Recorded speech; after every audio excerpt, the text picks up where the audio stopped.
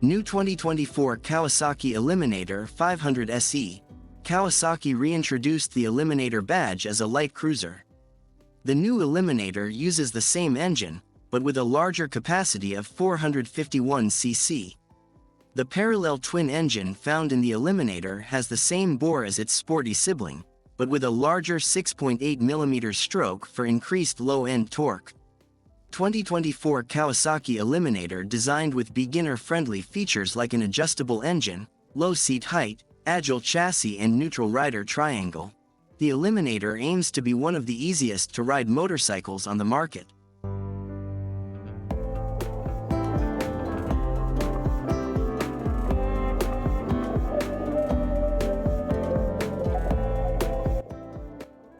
The Eliminator features full LED lighting, a digital instrument panel with gear position indicator, and has Bluetooth connectivity via the Kawasaki Rideology app that allows the rider to check vehicle information, log routes via GPS, and receive phone notifications. Its steel trellis frame was inspired by the Ninja 400 platform but revised to achieve a 28.9-inch seat height and 59.8-inch wheelbase, giving the Eliminator a cruiser appearance. The Eliminator's 6-speed transmission has close gear ratios for optimal power delivery. Further adding to the Eliminator's ease of use are the assist clutch and slipper, which provide super light lever pull and prevent the rear tire from jumping during excessive engine braking.